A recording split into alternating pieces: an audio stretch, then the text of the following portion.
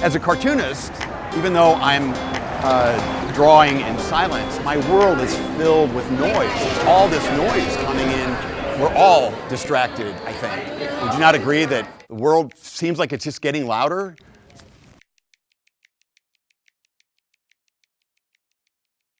Good morning. Considering that our theme is silence, and considering I have about 20 minutes for my talk, I thought that perhaps we could do a silent meditation lasting approximately 20 minutes. Wouldn't it be cool if we did that, actually, if we had a 20-minute silent meditation and then afterwards you said, wow, that was like one of the best talks I've ever heard. Jeff was so funny. I mean, in a way, it is sort of like we're doing a silent meditation, except that I'm going to just keep interrupting it. I am curious, how many people here meditate? Wow, that's great. I personally do mindfulness meditation. Anyone do mindfulness? I prefer that mostly because it's really simple. There's more to it, but I mostly focus. You focus on your breath.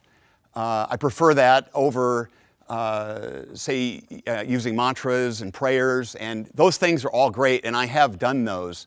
But again, I prefer the simplicity of mindfulness, and I'm always seeking to simplify my life.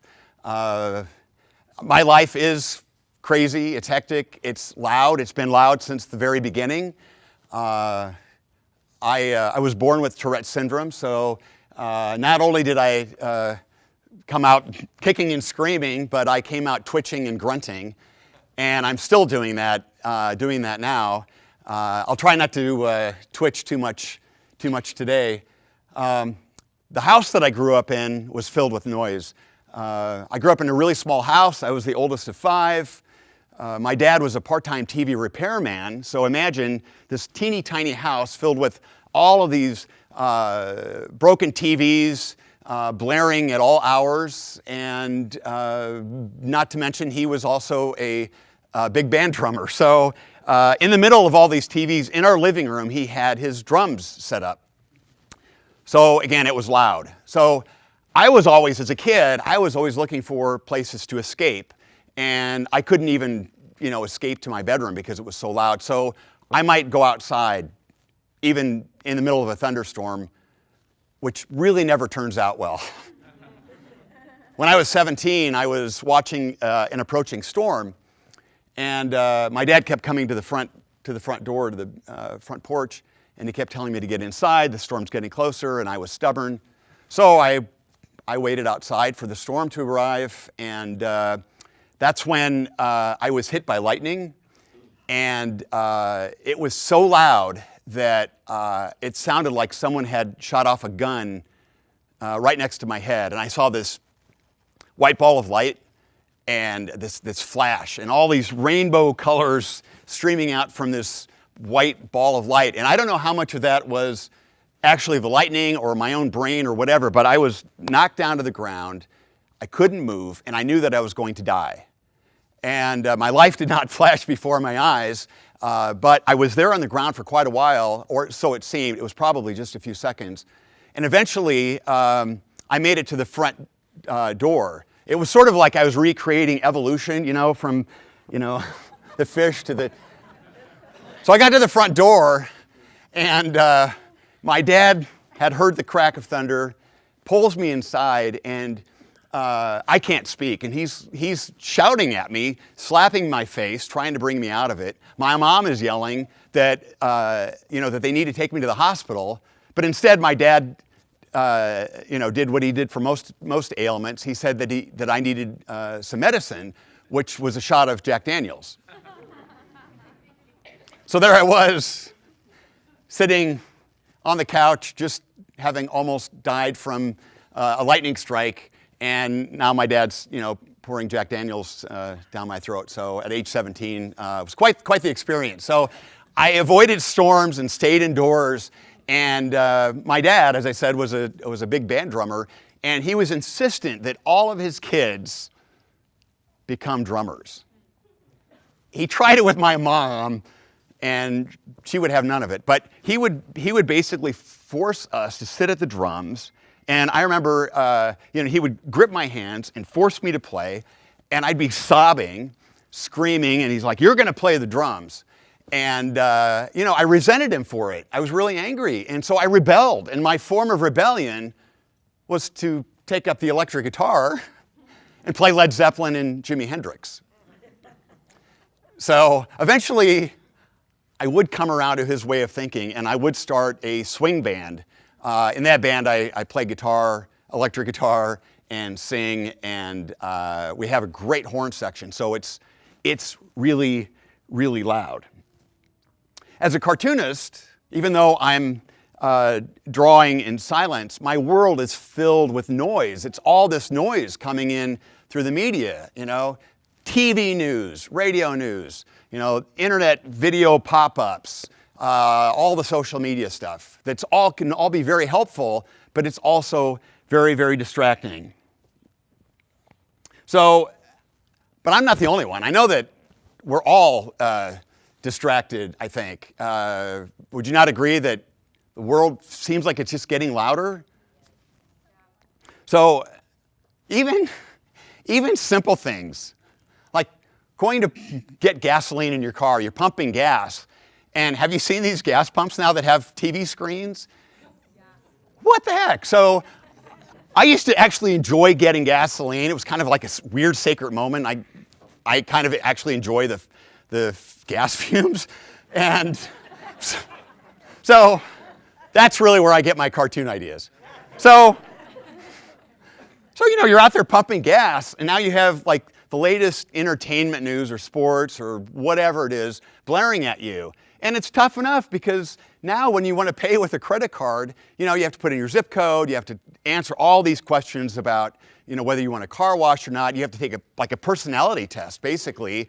So you're out there, and if it's wintertime like it is now, you're out there in the cold, you're freezing, trying to just figure out how to pay for your gas. And, you don't have your gloves on, so then you get sick. So then you go to the doctor. And then you're at the doctor's office, you're in the waiting room, and what do they have in the waiting room? More screens.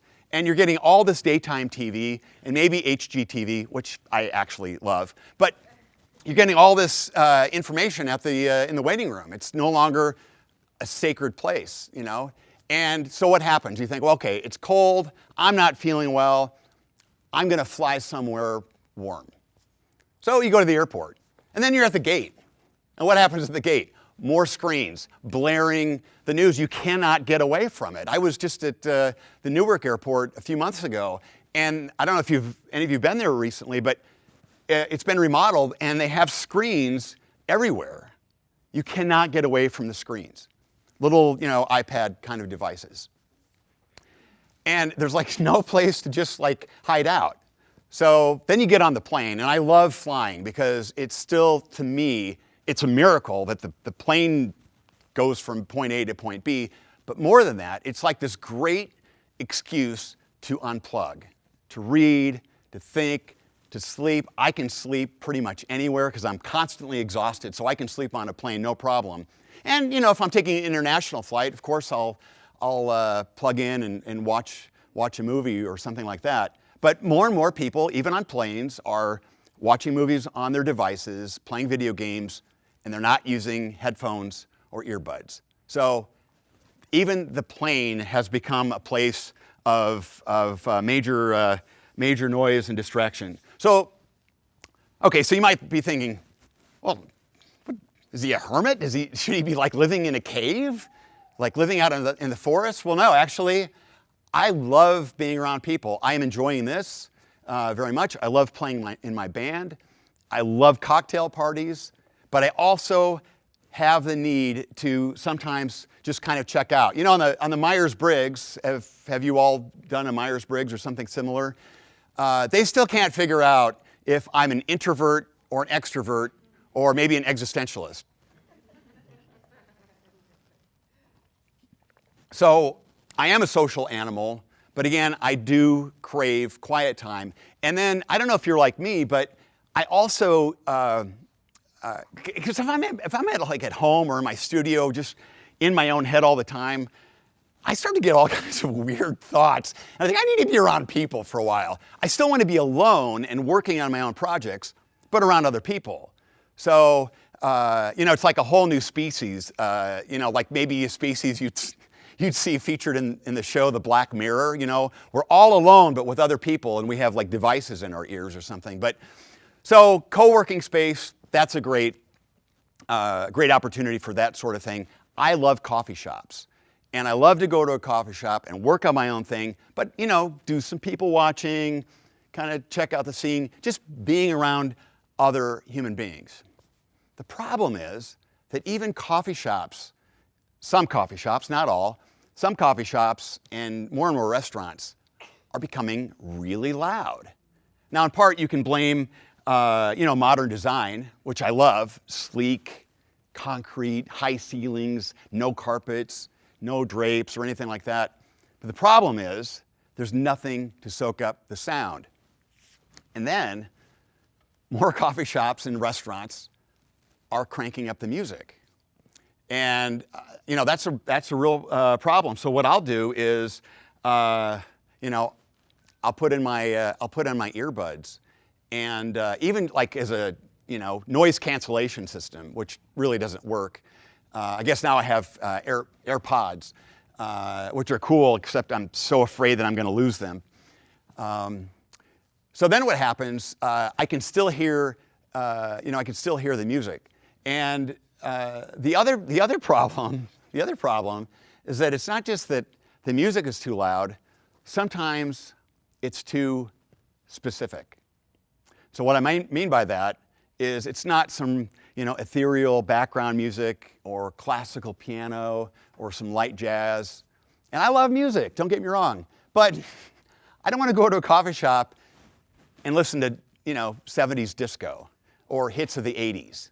So what happens, I have my AirPods in and I can keep hearing, the Bee Gees, Staying Alive or Duran Duran, Hungry Like the Wolf or something. And these might not even be songs that I like. How do I know the lyrics to all these songs? So then I'm singing along. I'm trying to come up with an idea for a cartoon. I'm trying to write a story. I'm trying to do something creative. I'm just trying to sit there and think for a second. And I'm singing along, and I keep thinking, okay, there should be just one more chorus, and then I can get back to work. So I've got the AirPods in. So then I think, okay, I'm going to get back at the Bee Gees. Sorry, Bee Gees. So then I crank up, maybe Beethoven's, the Fier-Elise. So then now I'm hearing both. So then I keep cranking it up, and then it's just noise in my head. So it's super frustrating. And the other thing is that, with all due respect to all of us in this room, I do think that we Americans tend to be a little louder than people in other parts of the world. Now I know there's sort of this cliche about people in New York, there's like taxis and cars and traffic and horns, and it just kind of feels loud. And when I spend time in New York, it does sort of feel that way. What's our excuse here in the Midwest? I sometimes think it's because we have all of this space to spread out. So are we like trying to fill up the void with our voices and our loud trucks? So back to the AirPods. So then I see I don't have the cool headphones.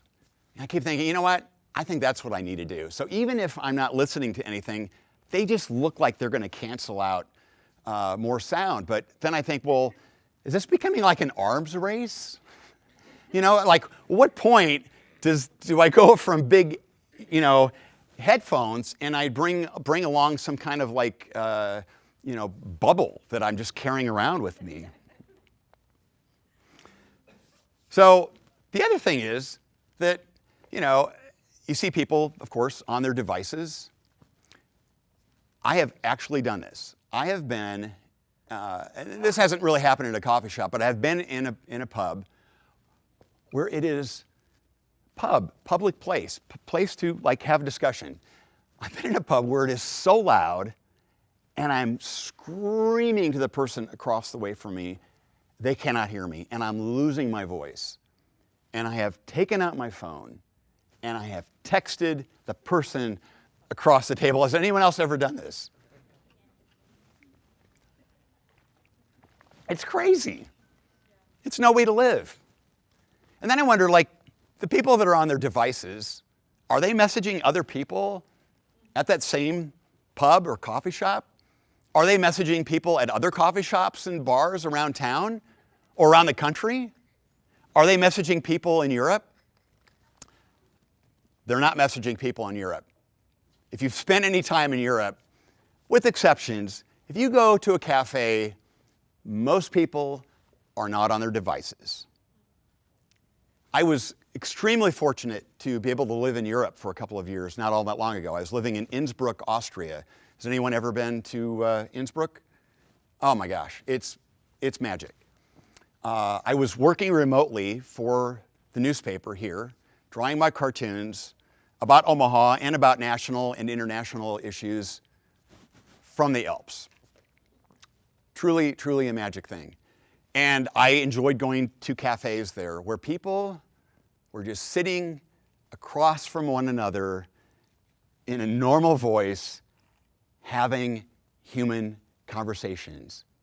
Or they were reading a book, or they were reading a newspaper, or they were just sitting there with their cup of coffee or their tea, and they were just sitting there in silence. And I get emotional thinking about it.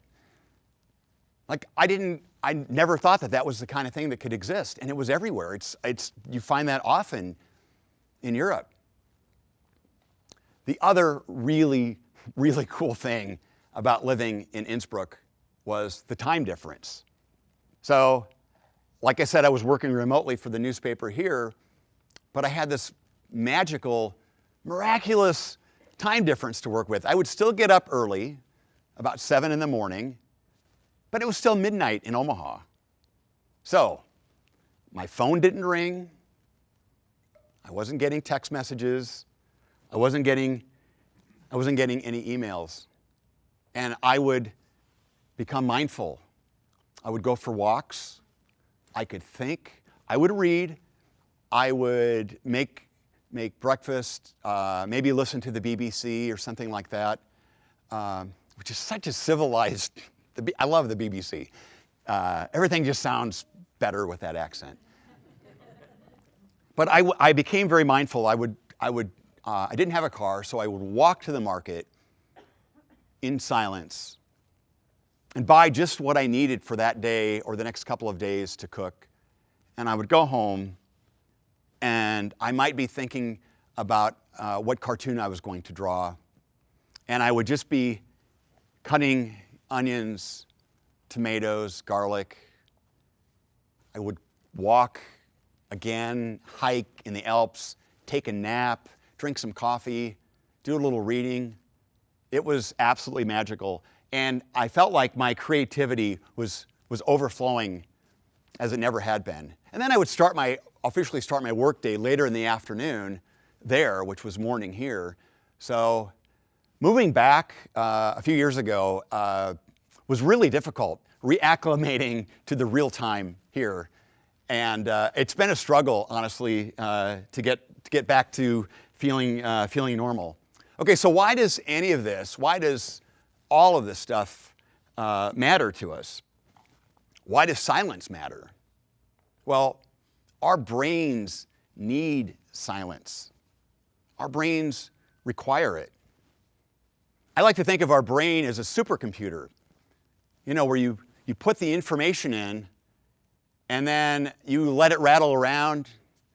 Your subconscious mind works out the problems, looking for a solution, and then bing, you get that aha moment. You've all had those aha moments, right? They come when you least expect it, too. I have never been at and again, I love music. I've never been at a really loud concert where I've had an aha moment. Mostly they come, like I said, when I least expect it, maybe when I'm in the shower, maybe when I'm in my car, maybe when I'm on a walk, when I wasn't even thinking about the problem. And I do this with my cartoons. I do a lot of reading, and I do consume the news, and then I kind of check out for a while.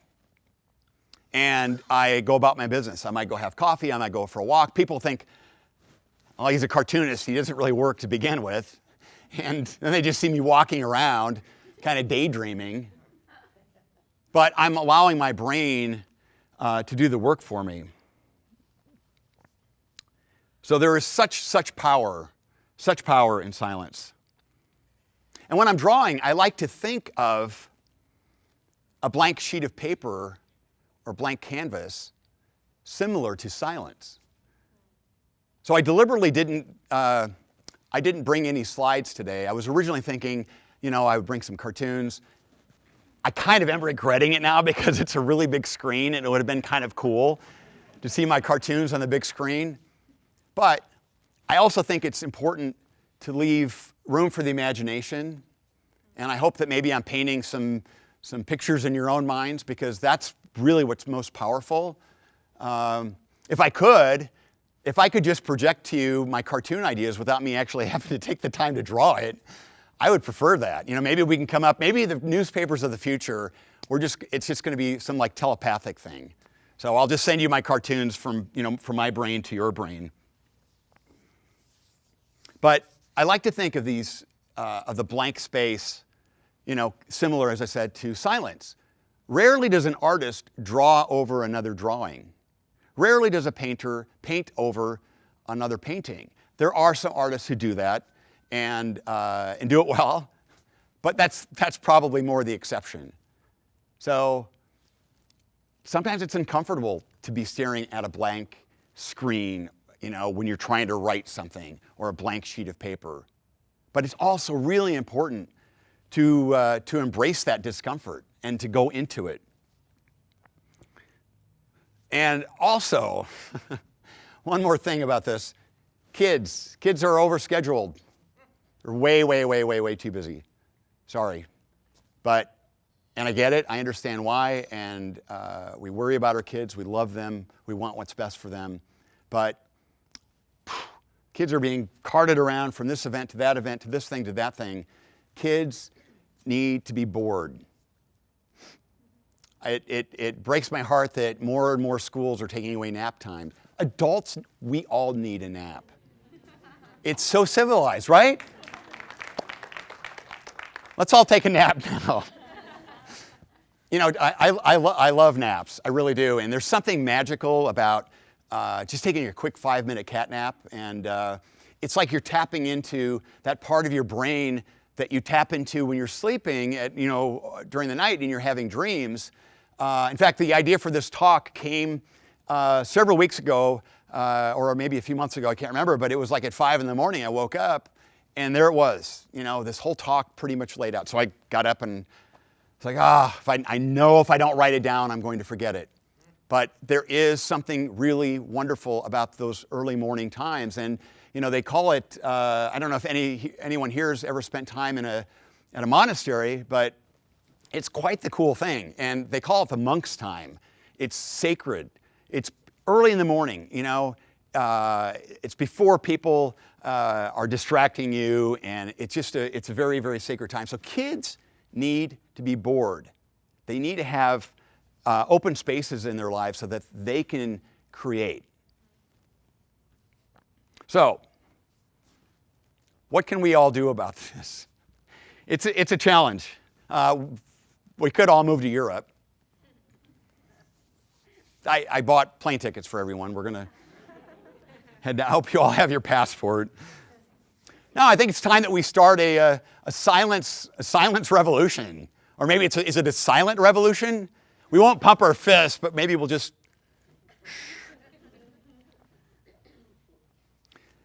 As someone who's in the media and believes in the importance of journalism more now than ever, I read the news on my own terms.